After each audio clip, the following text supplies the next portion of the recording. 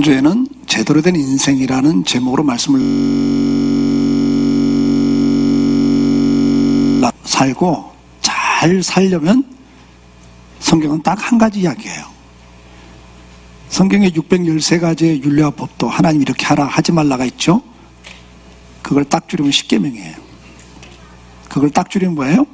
하나님 사랑하고 잘 섬겨라. 그 다음에는요, 네 옆에 있는 사람을 사랑하고 잘 섬겨라. 이거예요. 그게 제대로 사는 거고 잘 되는 거예요. 설교 끝났어요? 간단한 거예요. 여러분, 정말 우리 인간이 인간답게 사는 것은 하나님 사랑하고 섬기고 옆에 있는 사람 사랑하고 섬길 때예요. 그게 제대로 사는 거고 그렇게 살아야 잘 된다고 성경은 우리에게 말씀하고 있는 거예요.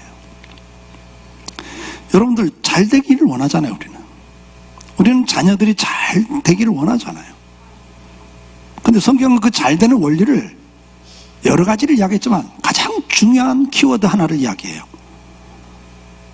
하나님을 사랑하고 잘 섬겨라. 그걸 여호와를 경외하라. 그렇게 표현해요. 그 다음에 두 번째가 뭐예요? 네 옆에 있는 사람을 사랑하고 잘 섬겨라. 그거예요.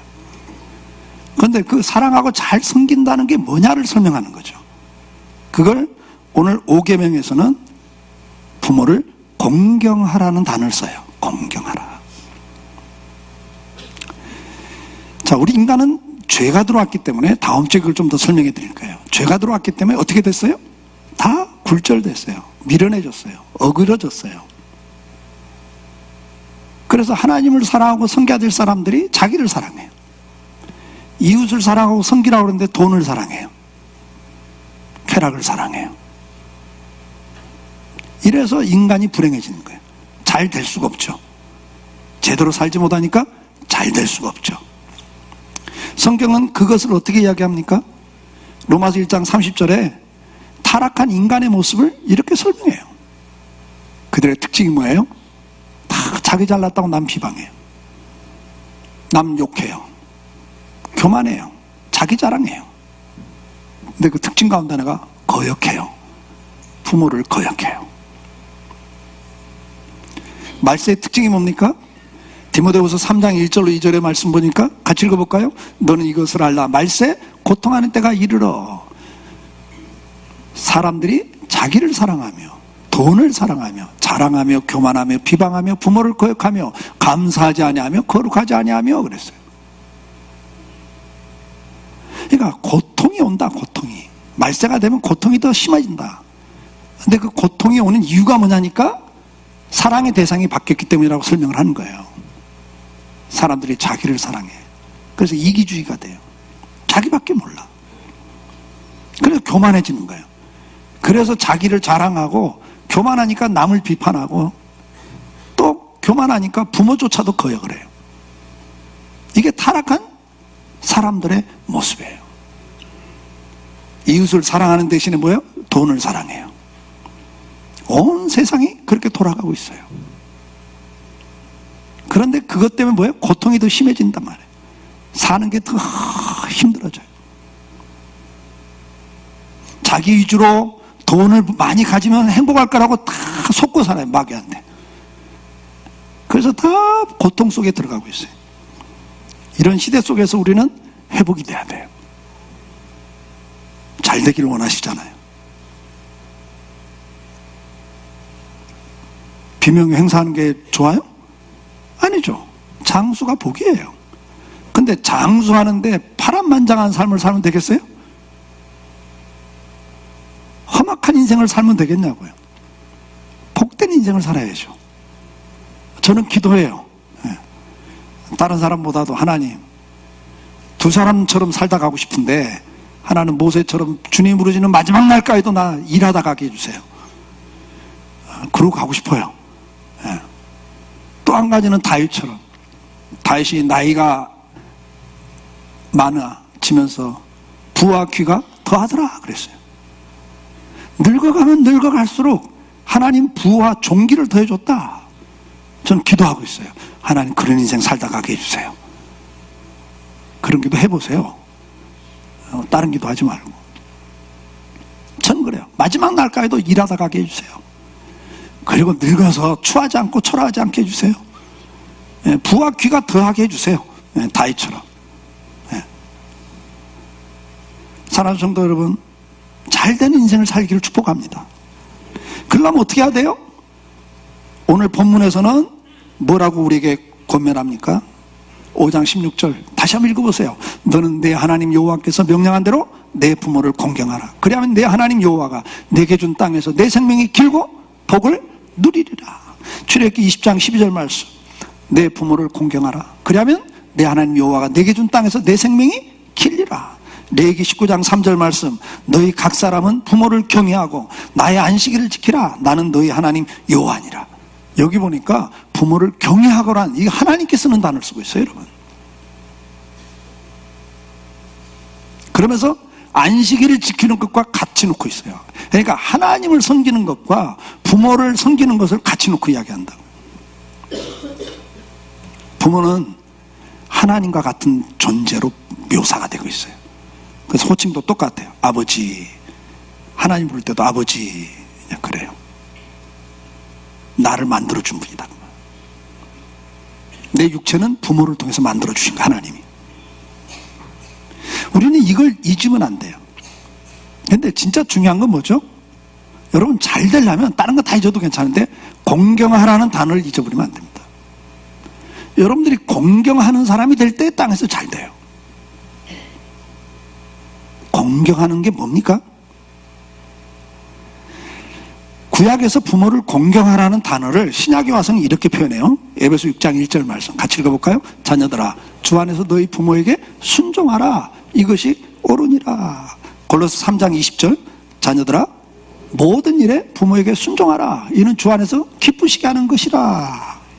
아멘? 공경이 뭐냐니까 순종이에요, 순종. 그러면 순종한다는 게 뭡니까? 부모의 권위를 인정하는 데서부터 시작돼요. 근데 우리는 항상 뭐라고 그래요? 부모가 부모답지 않아서, 부모 노릇을 제대로 안 해줘서, 그래서 원망과 불평이 많아요. 앞에서 말했죠. 죄가 들어온 사람들에게 특징이 뭐예요? 감사를 안 해요. 감사치 않냐고 오히려 원망하고 대적하고 거역하고 거스려요. 그러니까 우리가 공경이라는 개념은 첫째 뭐냐? 인정하라, 인정하라. 십계명의 키워드 3가지 수없이 이야기했어요. 나 외에 다른 신을 두지 말라. 그게 인정, 하나님만 인정하라는 거예요. 하나님을 인정해라 이거예요. 우리는 부모가 부모다워서 공경하는 게 아니에요. 성경에 부모다운 부모 공경하란 말이 없어요. 부모를 공경하라 그래요. 그게 뭐예요? 인정하는 거예요.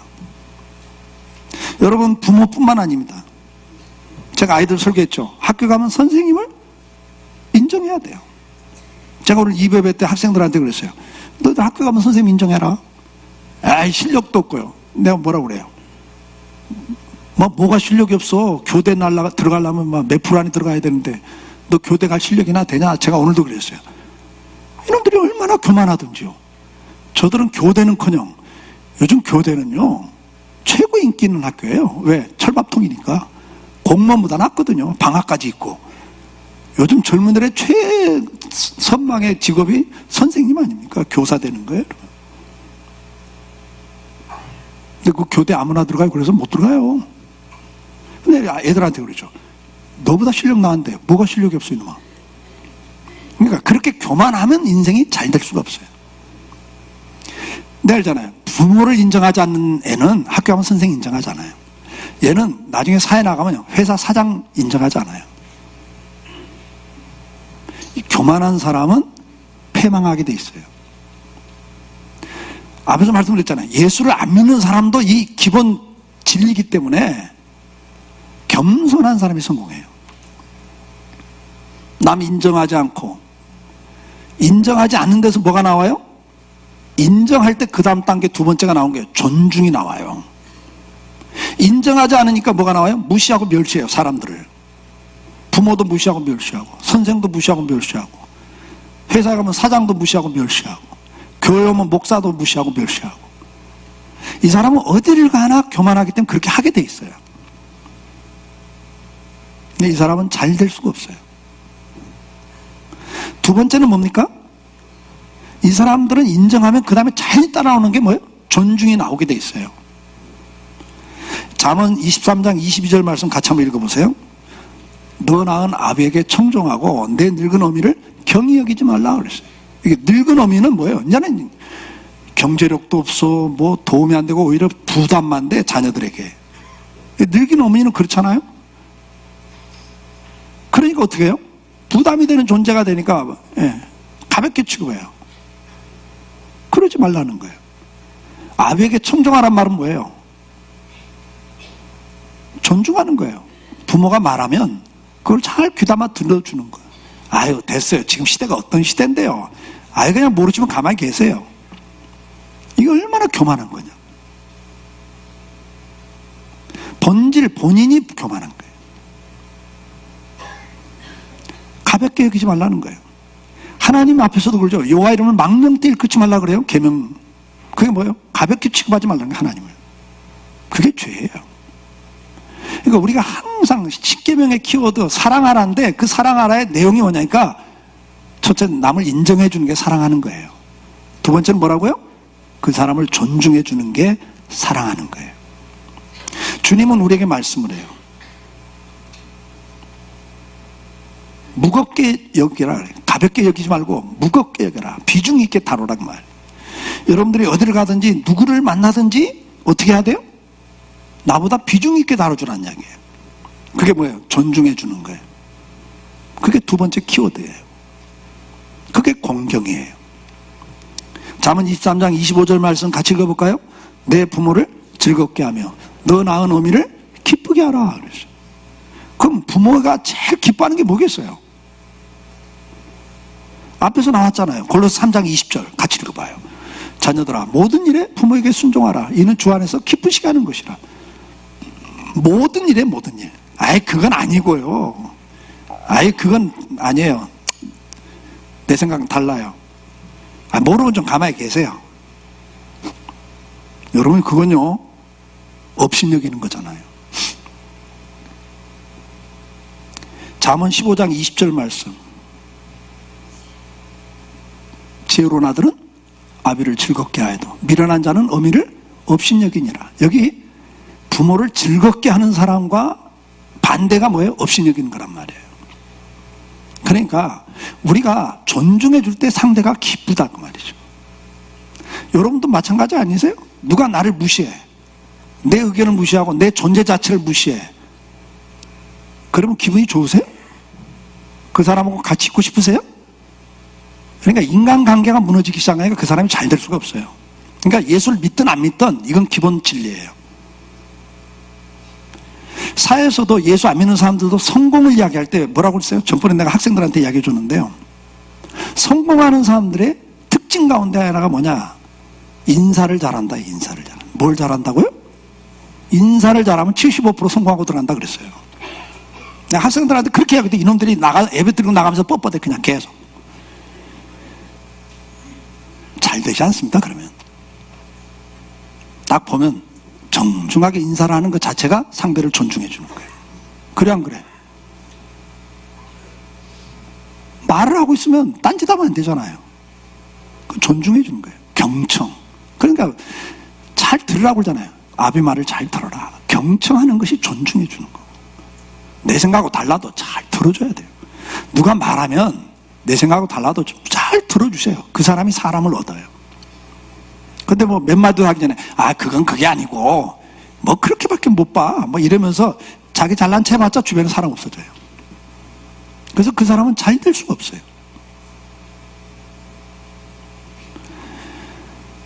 잠언 19장 26절 말씀 같이 읽어보세요. 아비를 구박하고 어미를 쫓아내는 자는 부끄러움을 끼치며 능욕을 부르는 자식이다. 이렇게 무시하고 멸시하는 것이 결국 능욕을 불러요. 마태복음 15장 4절 말씀 같이 읽어봅니다. 하나님이 이르셨으되 내 부모를 공경하라 하시고 또 아버지나 어머니를 비방하는 자는 반드시 죽임을 당하리. 이건 죽을 죄라고 주님 말씀. 하나님은요. 부모를 욕하는 것 자체가 비방하는 거 그러니까 무슨 말이에요? 부모가 어떻게 완벽해요? 여러분도 완벽하지 않잖아요. 저도 남매를 키워봐서 아는데요. 부모 노릇 처음 하니까 실수가 많아요. 시행착오 많고요. 우리 다솜이나 동혁에게 상처가 없었겠어요? 저 때문에 받은 상처가 없었겠어요? 있어요. 우리는 완벽하지 않잖아요. 그런데 그걸 가지고 자꾸 비방하지 말라 이거예요. 누구나 실수를 해요. 시행착오가 있어요. 그걸 갖고 자꾸 비방하면 안 돼요. 그것은 복된 사람이 아니에요. 여러분들이 부모를 대할 때 원망하고 비방하면 안 돼요. 그들도 최선을 다한 거예요. 우리 다솜이도 동혁이도 상처가 있죠. 결혼하기 전에 자기들 상처 있는 것도 이야기하더라고. 울면서 힘들었다고. 우리 아내도 그랬고 정말 미안하다. 우리 딴에는 최선을 다한 건데 너한테 그런 아픔을 줬다면 미안하다. 사과도 했죠. 근데 다솜이가 결혼하고 난 다음에 애를 키우면서부터 말이 바뀌어요. 나 그때 힘들었어. 이런 말보다 전화하면 엄마 고마워. 어떻게 그렇게 목회하면서 바쁘면서 어떻게 우리한테 그렇게 했어. 엄마 나 이놈 한 놈 키운다. 내가 죽겠는데 엄마 어떻게 해냈어. 고마워요. 이제 철이 든 거죠? 예. 그러니까 뭐예요? 우리도 실수한 게 많지만 그거보다는 자기들을 위해서 최선을 다했던 것들이 와닿는 거예요. 그게 잘 되는 사람의 특징이에요. 예. 우리 동혁이도 엄마한테 그러더래요. 나한테 직접 하면 참 좋을 텐데 엄마한테 그러더래요.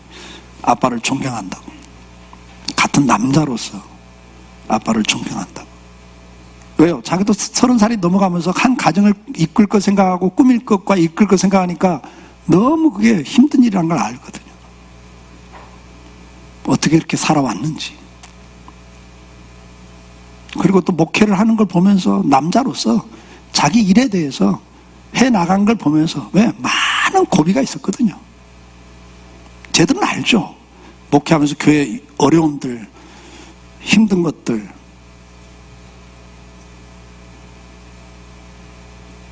그걸 쟤들은 알죠. 근데 그걸 잘 견디면서 극복하면서 온 걸 알거든요.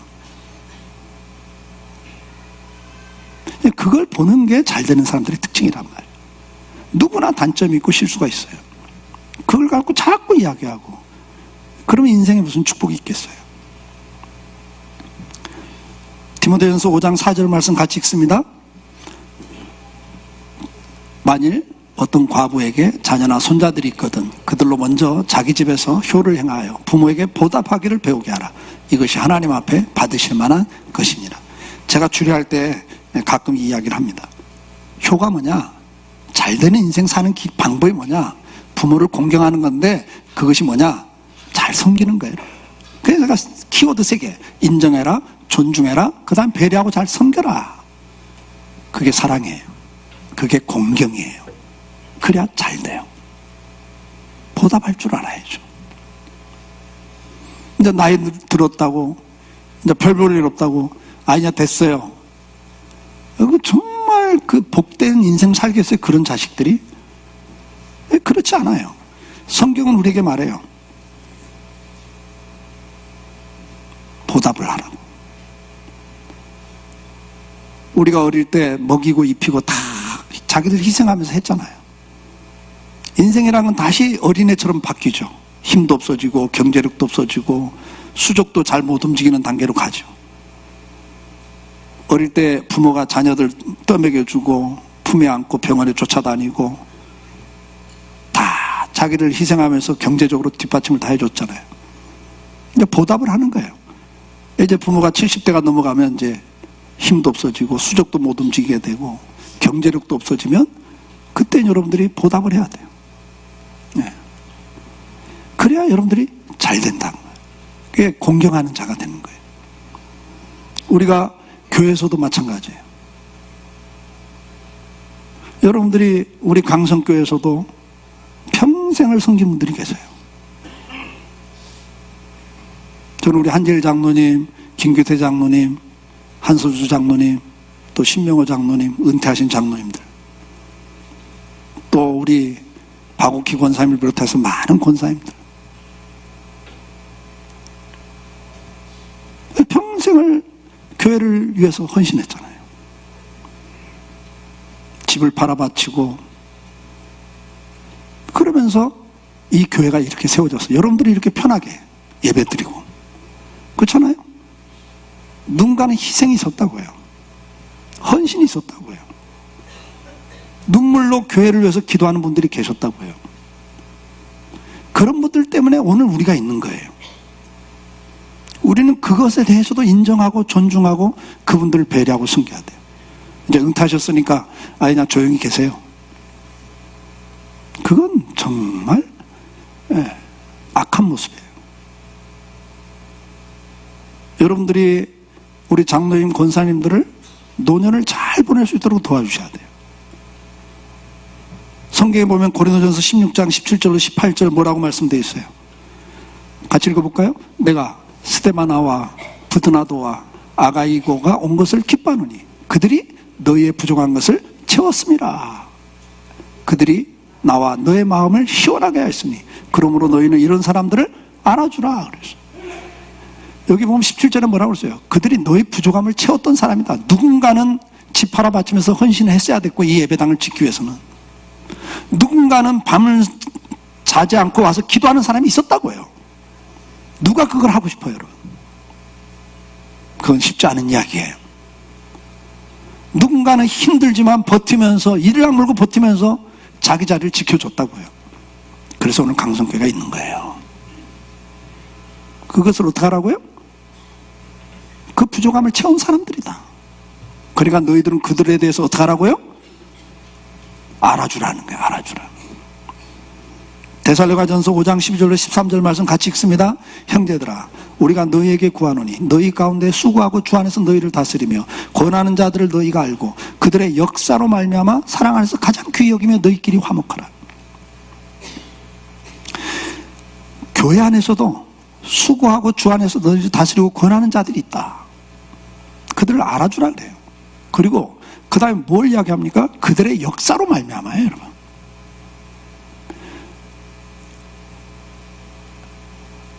제가 1, 2부 때도 그런 이야기를 했습니다마는, 나나 우리 장로님들이나 허점이 있어요. 실수도 있고요. 그러나 그동안에 했던 수고를 보고 귀히 여기셔야 돼요. 우리 한 장로님만 해도 그렇잖아요. 건설회사 현장 소장을 하면서 그때 월급 300 받았어요. 80년대 중반에. 그때 효성동 땅 한 값이 20만 원, 30만 원 할 때 300만 원 월급 받던 분이에요. 예배당 진다 그러니까 회사를 사직하겠다고. 내가 놀래갖고 왜 그러냐고. 아니, 목사님, 가정집 하나 줘도요, 감도 없이 지면 부실공사 됩니다. 그래서요, 교회 짓는데 감도 없으면 안 됩니다. 그랬죠. 아니, 출퇴근하면서 그냥 들여다보면서 감독하고 그만두지 말라고. 그랬더니 아니요, 그러면 일 안 됩니다. 하나님의 교회 한번 짓는 건데 내 평생 이것이 얼마나 축복인데 한번 해볼랍니다. 아니, 그 많은 월급 받은 거 그만두고 교회 감독하셨잖아요. 공화아파트 또 그것도 내놓고 저 산동네 가가지고 전세 100만 원짜리 수돗물도 안 나온 데 가서 살면서 헌신하셨어요.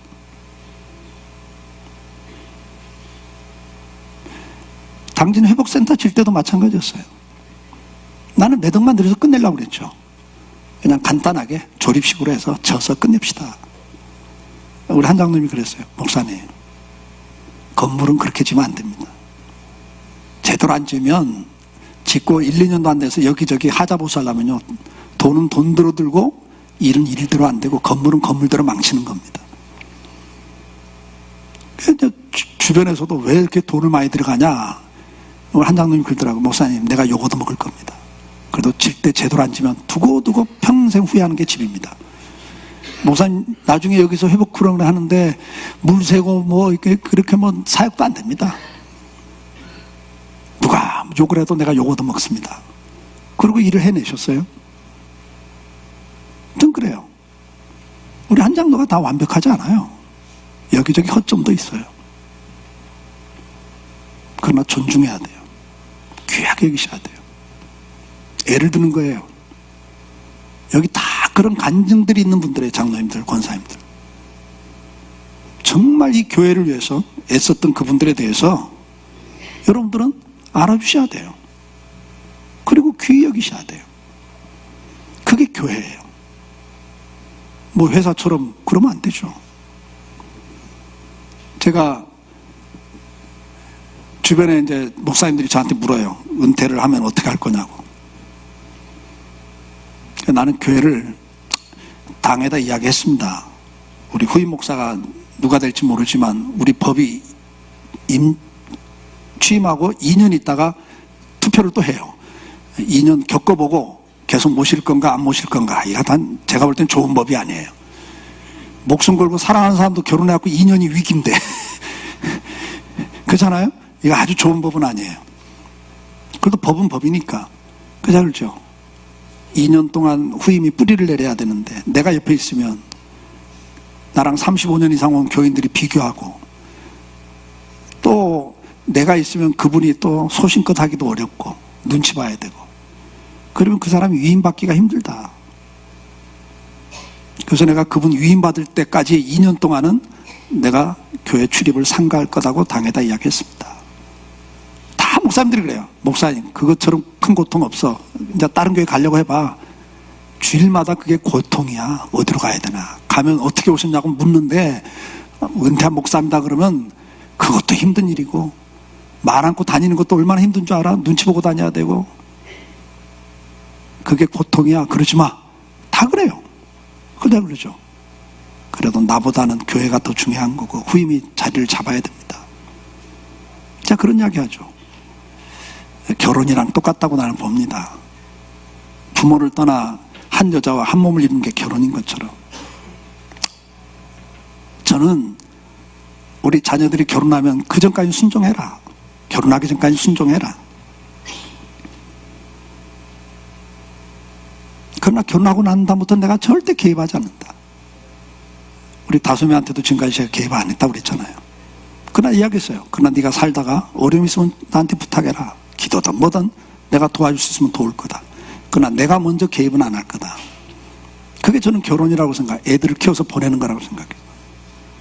저는 후임 목사님이 오시면 이제 그분하고 우리 지금 이번에 새로 임직받은 분들 중심으로 해서 가야 한다고 저는 봐요.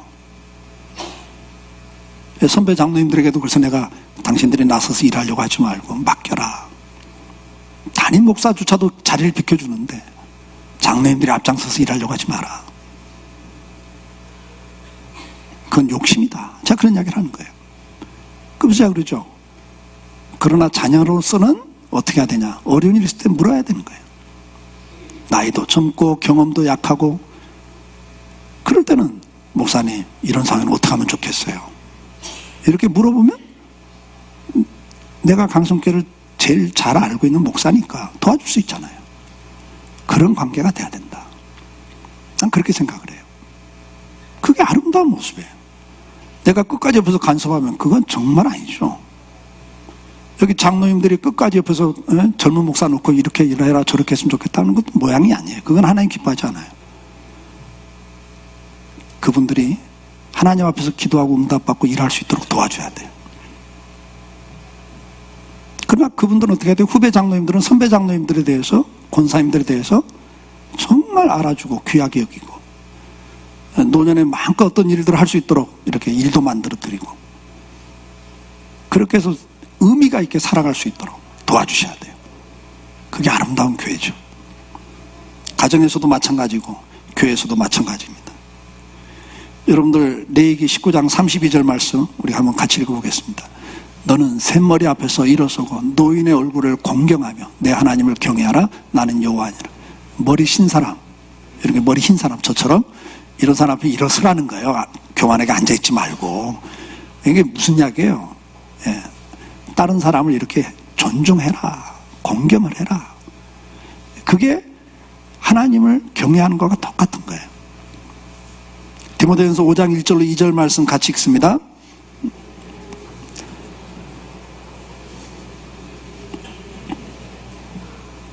순서를 읽으세요. 2절. 늙은 여자에게는 어머니에게 하듯 하며 젊은 여자에게는 온전히 깨끗함으로 자매에게 하듯 하라.